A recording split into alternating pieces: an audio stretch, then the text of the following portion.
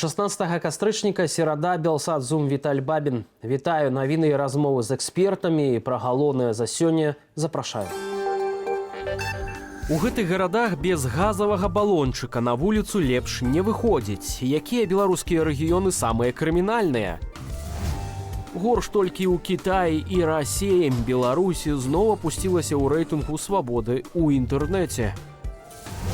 Супраць расійскага палітолага распачалі крымінальныя справы ў Беларусі, а судзіць Андрэя Суздальцева будуць у Маскве. Узровень злачыннасці ў Беларусі за 5 гадоў вырас амаль на 5%. Як паведамілі ў Нацыянальным статыстычным камітэце, гэта даволі высокая лічба. Летась у краіне ў сярэднім рэгістравалася 930 злачынстваў на 100 тысячаў чалавек. У 2018-м іх было істотна менш – 888. Паводле звестак Белстату, за апошнія 5 гадоў злачыннасць знізілася ў Віцебскай і Менскай вобласцях. Аднак у астатніх раёнах яна павялічылася. Больш за ўсё злачынствамі вылучаліся на Магілёўшчыне, у Асіповіцкім і Клічаўскім раёнах, а таксама ў Добружскім на Гомельшчыне. Тут крыміналу паўтара разу больш, чым у сярэднім у краіне. Самымі бяспечнымі месцамі ў Беларусі, паводле Белстату, названыя 3 раёны Віцебскай вобласці – Шаркаўшчынскі, Докшыцкі і Глыбоцкі. З намі на сувязі Владимир Жыгар, прадстаўнік ініцыятывы Белпол. Владимир, вітаю вас. Добрый день. Узровень злачыннасці ў Беларусі за апошнія 5 гадоў павялічыўся, як не дзіўна, на 5%. Ці гэта шмат? Як лічыце? Ну, в принципе, это достаточно все-таки небольшая, с одной стороны, цифра, но здесь нужно смотреть на то, что сама преступность идет такими волнами. Когда-то год больше, когда-то год меньше. Очень часто это зависит от того, как люди непосредственно обращаются в так называемые белорусские правоохранительные органы. Потому что, например, если сравнивать 2022 год и 2023 год, то само количество преступлений уменьшилось, но уменьшилось незначительно. Но по некоторым регионам оно опять-таки незначительно увеличилось. Мы публиковали такой доклад в начале 2024 года, где мы достаточно подробно рассказывали о том, какие это преступления, где они совершались, какой процент раскрытия этих преступлений, какие преступления, скажем так, по-міліцейски остаются глухарями. Наколькі я разумею, вось у гэтую статыстыку ад Белстату не потрапілі палітычна матываваныя крымінальныя справы? Нет, в эту статистику попадают преступления, так называемые политическое направление. Они есть, и они там достаточно большой процент, если брать от общего числа этих преступлений, которые режим считает, что это преступления. Но большая часть преступлений там, естественно, связана с мошенничеством, с причинением там тяжких телесных, хулиганства. То есть это вот основной процент преступлений, это вот эти преступления. Разам з тым, вось у гэтай статыстыцы называюцца самыя крымінальныя раёны. Гэта Асіповіцкі раён у Магілёўскай вобласці і Добружскі на Гомельшчыне. З чым гэта можа быць звязана, на ваш погляд?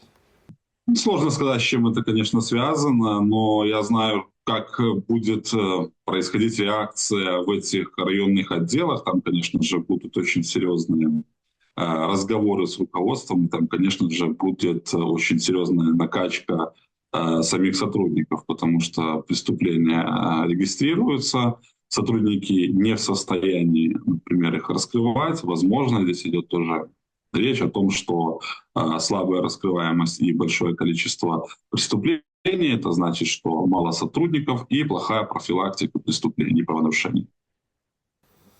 Ці гэта значыць таксама, што людзям, якія жывуць у гэтых рэгіёнах Беларусі, трэба дбаць пра сваю бяспеку? У першую чаргу там у цёмны час сотняў не выходзіць там на вуліцу, умоўна кажучы. Да, конечно же, каждый человек должен сам следить за своей безопасностью, но, как правило, вот взлет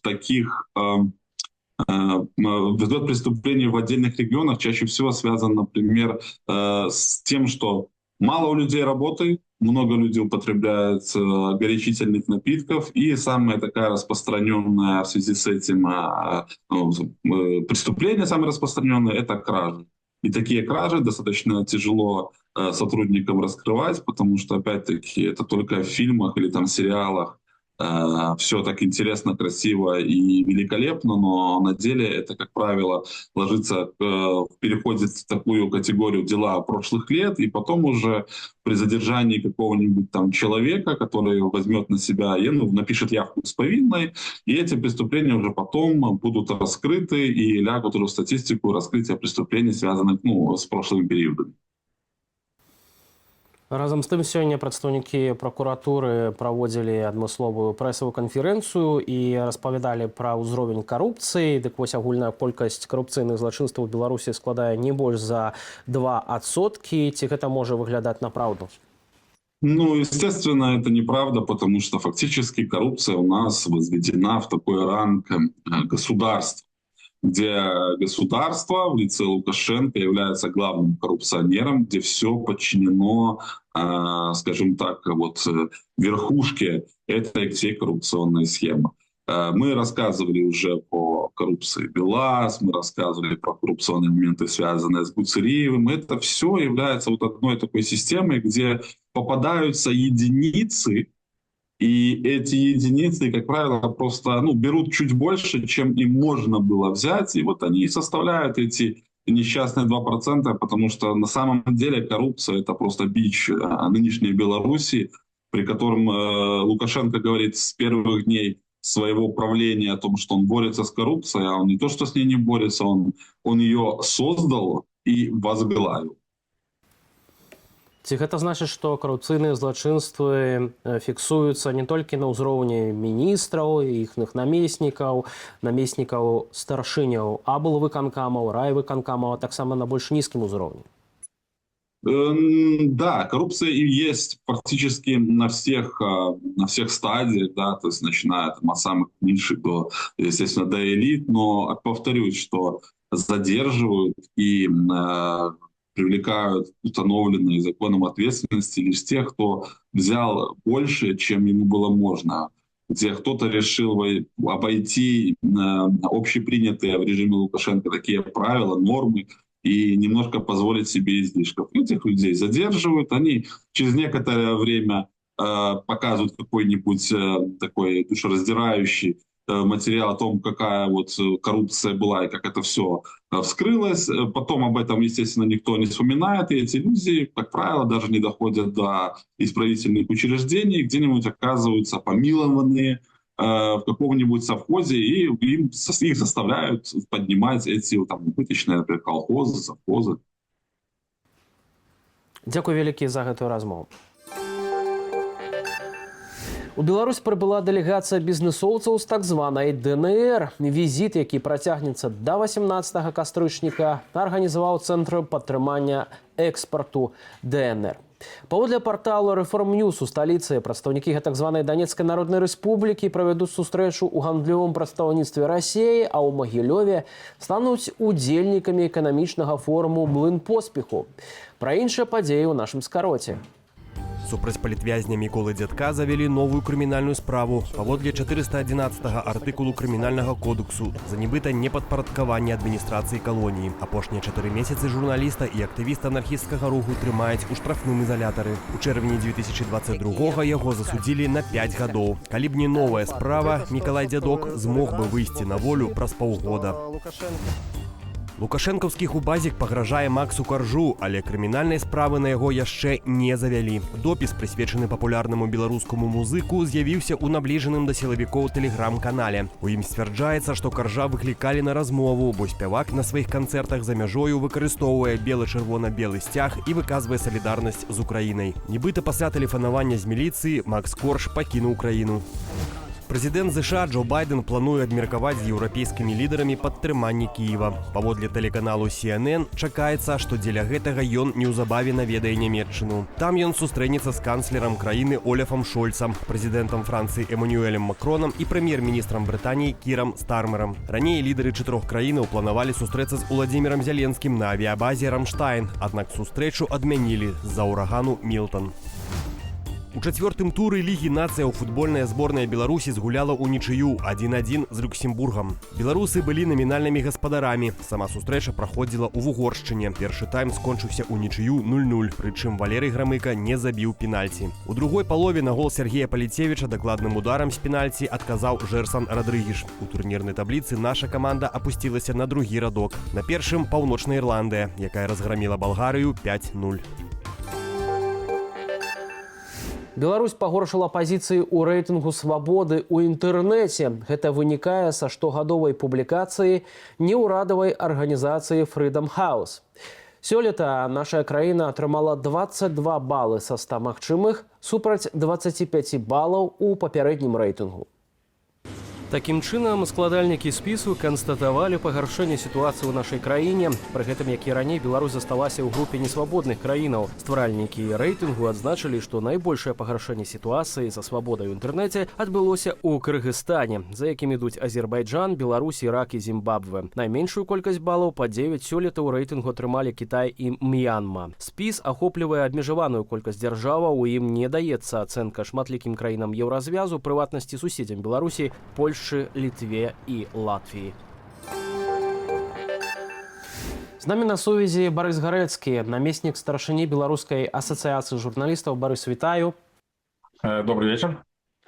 Нібыта нічога дзіўнага, што мы апускаемся ў гэтым рэйтынгу, але на погляд Беларускай асацыяцыі журналістаў, ці праваабаронцы з Freedom House маглі нешта упусціць, аналізуючы, уласна, рэйтынг свабоды інтэрнэту для нашай краіны? Мы назираем, что ситуация со свободой медиа в Беларуси протягивает оставаться кепской. Мы планомерно информуем про это всех наших партнеров, в тем лику Freedom House и репортеров без меж, и іншие организации. Я не думаю, что в сегодняшней ситуации треба чекать некого подъему места Беларуси в любых рейтингах. И опускание места Беларуси так само, хоча это все не отбудется, потому что вот колькость наших коллег за кратами, она уже протяглый час трымаецца в районе 33. Сёння стало вядома про 34-го человека затрыманага. Час от часу когосьці вызваляюць, когосьці садзяць новага, але глобально улады вот выставили такі ўзровень ціску на медыа. Да? Яны час от часу придумляюць новыя механізмы, потым медыа супольнасць думае, як гэтым механізмам супрацьстаяць. Вот, але наша ситуация застаецца по-ранейшаму тотально кепской. У Беларуси внутри по-ранейшаму нельга казаць про грамадска-палітычныя падзеі, нельга про іх пісаць. Незалежныя выданні в абсолютной большасці сваёй працуюць за мяжы. В Беларуси працягваюцца жорсткія рэпрэсіі супраць калег. Тут, як бы, мне здаецца, нам нічога новага мы не скажем. У нас 34 наших коллеги в дадзены момант в цяперашнюю хвіліну знаходзяцца за решоткай, хтосьці в карцерах, хтосьці в памяшканні камернага типу. Таких як Ігор Карней, якому черговый раз протягнули это знаходжанне у памяшканні камернага типу, то бок рэпрэсіі не знижаются. Новый тренд гэтага года, это, конечно же, ператрусы у журналистов, якія з'ехали, силовики приходят до их по месцы прописки, трусят кватэры, там, допытывают родных, некоторых родных нават примушают сдавать анализ ДНК. Но это такая ціск на людей, которые за мяжой, для того, каб яны адчувалі все равно внутреннюю цензуру, магчыма, не з'яўляліся у экране, не выступали публично. Вот так выглядит ситуация. Але калі казаць пра тое, што ўлады пастаянна прызнаюць новыя рэсурсы экстрэмісцкімі і все фактычна незалежныя медыі прызнаныя такімі рэсурсамі, ці мы можам назіраць, што з кожным месяцам наведвальнасць на гэтыя рэсурсы, на гэтыя незалежныя медыі падае, зніжаецца? Не, зусім не так. Якраз таки улада вельмі хотела бы адрубіць аўдыторыю ад ресурсаў незалежных, але зараз я назіраю абсолютно адваротны працэс. Безумоўна, асноўныя беларускія незалежныя медыі, яны маюць такую больш-менш сталую аўдыторыю, іх аўдыторыя не зніжаецца, но яна, скажем шчыра, яна і істотна расці не будзе, бо медыа ўжо занялі свою нішу. Але, все мы коллеги разумные, многие медиа стварылі невялічкія каналы распаўсюду і прасоўваюць свае цікавыя сюжэты, матэрыялы і гэтак далей, не праз асноўны канал, а праз невялічкія такія вось маленькія тиктоки, маленькія ютубы, маленькія інстаграмы. Все гэта вельмі расце, праглядаемасць гэтых каналаў. Я думаю, што ўлады цудоўна сочаць за гэтым, яны вельмі палохаюцца, таму мы маем такі агромны спіс этих экстрэмісцкіх матэрыялаў, которые пастаянна павялічваюцца. Вось, глобальна улады па-ранейшаму хочуць захапіць лідарства ў медыасектары, прывязаць беларусаў да нейкіх таких прапагандысцкіх каналаў, але яны бачаць, што вот уже 25-й год на носе, 5 гадоў пасля мінулых прэзідэнцкіх выбараў прайшло, а зрабіць гэта не ўдалося. Людзі па-ранейшаму адкрываюць і глядзяць там Белсат, Радыё Свабода, нашу Ніву у сацыяльных сетках, у сайтах, у тэлеграм-каналах. Ну а нам, падаецца, толькі застаецца працаваць далей і пашыраць гэтую свабоду ў інтэрнэце. Дзякуй вялікі за гэтую размову. Супраць расійскага палітолага Андрэя Суздальцева ў Беларусі распачалі крымінальныя справы. Пра гэта заявіла прапагандыстка газеты СБ «Беларусь сегодня» Людмила Гладкая. Суд над Суздальцевым паводле позвы беларускай амбасады меў пачацца ў Маскве яшчэ 15 кастрычніка. Аднак неафіцыйны тэлеграм-канал сілавікоў паведаміў, што паседжанне перанеслі на лістапад. Паводле Гладкай у тэлеграм-канале Суздальцева выкладалі пасты паклёпніцкага і абразлівага характару у дачыненні Лукашэнкі. У Беларусі супраць Суздальцева распачалі крымінальныя справы, у тым ліку за арганізацыю экстрэмісцкага фармавання, напісала Гладкая. Іншых артыкулаў крымінальнага кодексу, якія інкрымінуюць палітолагу, яна не назвала. З намі на сувязі палітолог Дмітрый Балконец. Дмітрый, вітаю вас. Да, прывітанне. Вы вельмі добра ведаеце Андрэя Суздальцева, і пытанне ў тым, што грамадзяніна Расіі будуць судзіць у Расіі за абразу Лукашэнкі. Ці гэта, на ваш погляд, выключная ситуация? Ну, во-первых, хочу сразу же еще раз подчеркнуть, что Андрей Суздальцев никогда не был моим преподавателем. Я у него никогда не учился, несмотря на некоторые сплетни, которые распространяет КГБ и отдельные издания, которые такую информацию, видимо, получают. Мы работали в одном университете, где более 7 тысяч сотрудников было, 50 тысяч студентов. И Андрей Суздальцев давно занимается белорусской темой. И, как вы знаете, в 2006 году его из Беларуси депортировали как раз именно за то, что он публиковал статьи, которые, видимо, возбуждали Александра Лукашенко. При этом, очевидно, что Андрея Суздальцева, который занимается не только вопросом Беларуси, но и там комментирует или публикует какие-то статьи, у него есть особое видение каких-то процессов в современной политической действительности России, в том числе он один из тех, кто там, скажем так, поддерживает в какой-то степени, открыто или не очень, ту политику, которую Путин проводит в отношении Украины. Это, конечно, вызывает неодобрение со стороны абсолютного большинства людей, которые эту политику не поддерживают, в том числе у меня.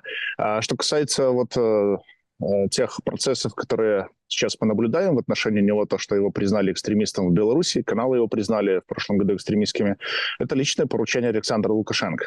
Я хочу вам напомнить, что несколько лет назад была обнародована пленка в отношении переговоров бывшего главы КГБ Зайцева, где он обсуждал убийство Павла Шеремета. Там же фигурировал Алкаев и, насколько Игорь Макар сообщил, который владел этой пленкой, там фигурировал Андрей Суздальцев. Его также планировали убить.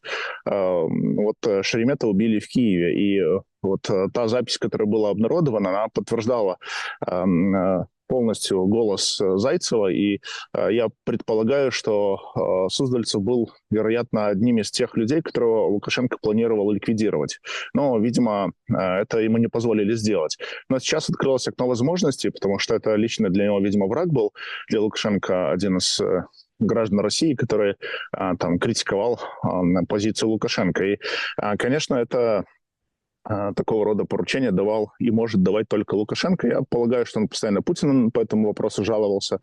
Еще я хочу заметить, когда я работал в высшей школе экономики много лет, и я помню, когда на меня были гонения, и такие же гонения были на Суздальцева. И тогда мне научный руководитель вышки Евгений Григорьевич Ясин, основатель университета, он мне сказал, что есть два человека, которых руководство Беларуси требует уволить. Меня и Суздальцева. Но в итоге я ушел из университета, потому что меня вынудили покинуть университет. Ректор тогда требовал от Ясина, чтобы меня уволили, потому что кто-то сверху просит. Ну, а Суздальцев, как гражданин России, видимо, у него больше было возможности сохраниться, чем у меня как гражданина Беларуси. Вот. Но тот кейс, который мы сейчас наблюдаем в суде, вот это судебное разбирательство, вообще это прецедент, когда посольство страны на территории другой страны занимается тем, что оно там пытается защитить честь какую-то или там, наоборот, осудить человека, который клевещет на якобы президента другого государства. Если этот прецедент будет создан, то в России выстроится очередь из посольств большинства стран мира, которая будет требовать осудить граждан России, которые регулярно в очень грубой форме оскорбляют глав ряда государств и США, и европейских стран, и многих других стран. Але ў гэтым выпадку ніхто, канешне ж, не пойдзе, калі гэта будзе абраза на адрес там прэзідэнта США, правда? Да, но это создает прецедент. И мне кажется, что все-таки Суздальцем и ситуация может закончиться тем, что этот процесс просто будет затянут во времени. Вот. Ну, может быть, это такое вот желание там, Кремля показать Лукашенко какую-то позицию, что вот да, там есть враги и так далее, но при этом он гражданин России, и я полагаю, что с ним в этом плане ничего не будет. Разам з тым ёсць таксама незадаволенасць з боку ўладаў Беларусі Анжэлікай Гурбаш, вядомай беларускай і расійскай спявачцы, якая ў свой час у 2020 годзе крытыкавала Александра Лукашэнку. І нават амбасада Беларусі, дакладней улады Беларусі, дамагаліся экстрадыцыі на радзіму. Чаму ў дадзеным выпадку, як вы лічыце, вось гэта пакуль не далі старт нейкай справе супраць Анжэлікі Гурбаш? Ну, я думаю, что старт какому-то делу дали, потому что на нее заведены уголовные дела, насколько я знаю, в Беларуси. И белорусская сторона несколько раз требовала ее экстрадиции. И Анжелика ходила на какие-то допросы в Генеральную прокуратуру России. И все же, так как она является гражданкой и Беларуси, и России, то, видимо, российский паспорт ее защищает. И Россия ее не выдает. Хотя я полагаю, что риски по-прежнему сохраняются. Вот, но я думаю, ввиду того, что она человек известный, и она все же выступала на разных мероприятиях перед разными людьми российской элиты, я полагаю, что это тоже дает ей определенную защиту от того, что ее просто не будут насильно экстрадировать. Хотя Лукашенко и его какие-то структуры пытаются ее там максимально опорочить, унизить. Доносы отправляют от посольства постоянные в разные медиа, что нельзя у нее комментарии брать. Это дело крутое.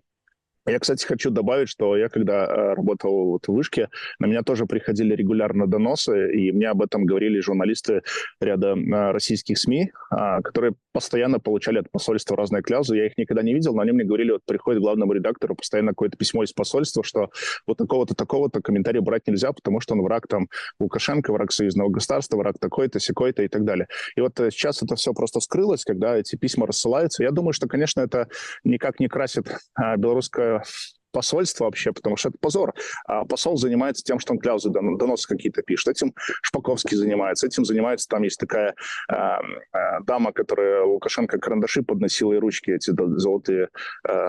Дарья, не помню фамилию, в посольстве работает.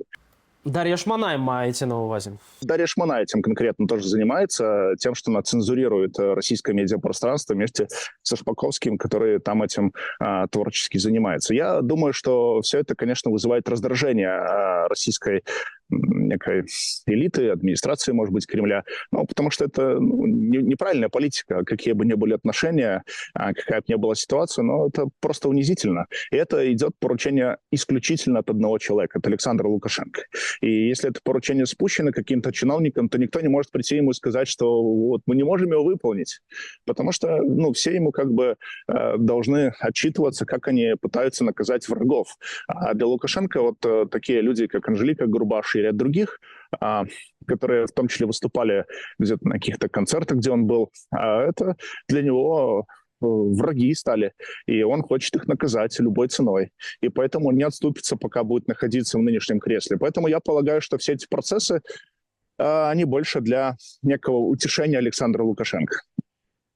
Дмітрый, яшчэ адна інфармацыя, якую б хацеў з вами абмеркаваць, гэта адносна таго, што зараз у Менску могуць знаходзіцца амерыканскія дыпламаты, ці прынамсі адзін з такіх дыпламатаў, разам з іншымі прадстаўнікамі еўрапейскіх краінаў, ці можа тут весціся гаворка таксама пра перамовы аб вызваленні асобных палітвязняў, як лічыце? Я думаю, что если такая информация имеет место быть, то, наверное, да, для Лукашенко это возможность поторговаться, потому что он всегда торговал политическими заключенными. И если прибыла какая-то делегация очередная, потому что таких делегаций было уже много. Из Австрии приезжали отдельные переговорщики недавно, еще из некоторых стран были там. Поэтому я допускаю, что могут обсуждать вопрос освобождения каких-то политзаключенных, особенно каких-то известных политзаключенных, может быть, людей, которые имеют там какие-то особые, можно сказать, иные документы помимо белорусского паспорта. Вот. Это вполне допускаю, но Лукашенко будет в этом вопросе торговаться. Он будет еще торговаться за то, чтобы получить индульгенцию, я бы так это назвал громко, за право участвовать в очередных президентских выборах. Потому что, насколько я вижу, по некоторым симптомам Лукашенко не получил поддержку стороны Китая, потому что он является угрозой для китайского экспорта в Европу и для логистических маршрутов. И Лукашенко не получил поддержку публичную и, наверное, наверное, и не публичную стороны Кремля, потому что нету предоставленных кредитов, нету публичной поддержки на его поход на очередной президентский срок. До старта выборов, если они назначены на 23 февраля, будет планироваться их назначение, то до их старта остается около 40 дней. Але ёсць ордэн Андрэя Першазванага разам з тым.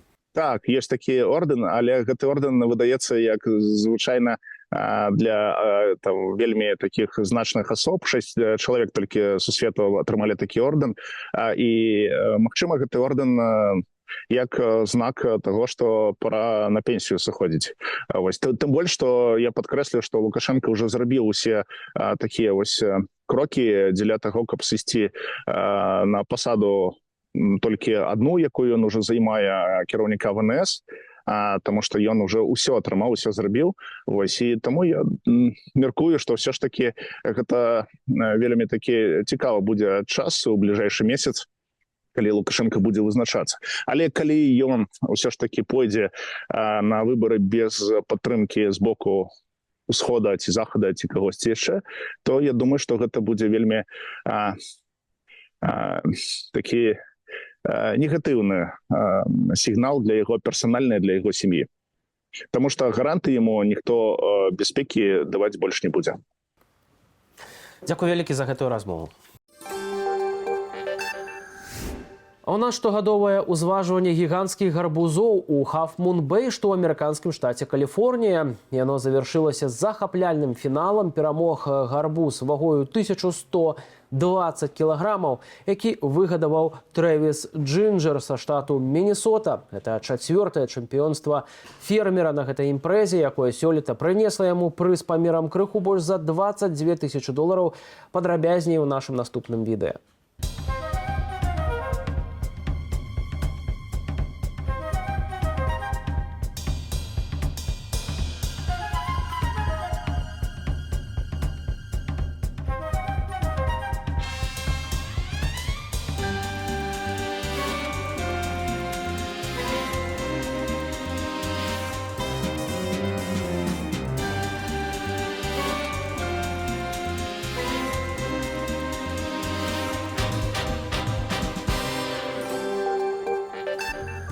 На гэтым у нас усё. Ставце упадабанні і каментуйце нашу трансляцыю, калі гэта для вас бяспечна. Праграму для вас правёў Віталь Бабін. Дзякую за ўвагу. Да хуткай сустрэчы на Белсаце.